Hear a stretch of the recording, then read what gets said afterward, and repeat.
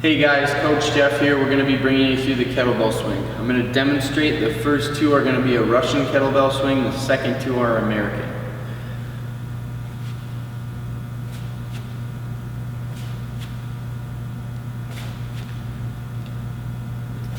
Alright, so that's what the kettlebell swing looks like. I'm going to talk about form first, then I'm going to go over some common things I see go wrong and how to fix them. Okay, so when you're setting up in the kettlebell swing, a lot of times some of my other coaches, they like to have it in front of them and grab the kettlebell from that position.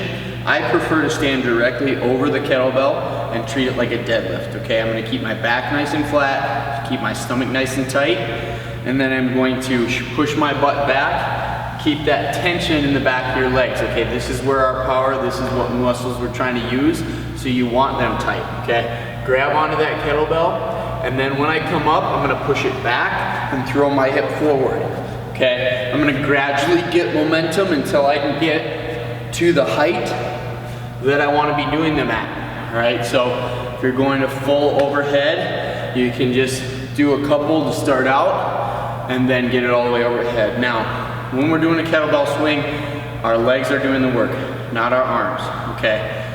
Everything from here up just needs to stay stable. Our arms are holding onto that kettlebell swing, but our legs are doing the work. So what you want to think about is squeezing your butt on the way forward.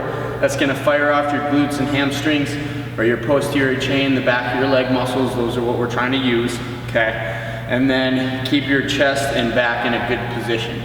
All right, some of you, when you get overhead, you might have some mobility problems in your shoulders that you can't come all the way to here.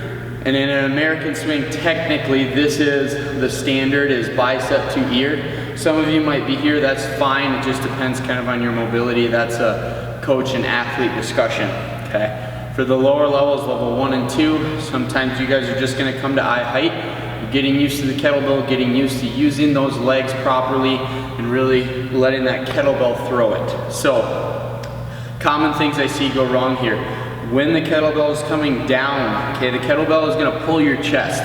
We don't wanna give up this position. This is what we should look like the whole time, down and up, okay? So when the kettlebell comes down, we know it's got momentum. It's gonna try to pull our chest and round our back. Don't let it. Keep your shoulders, think about a proud chest, and when you come down, use that tension, squeeze your butt and redirect it, okay?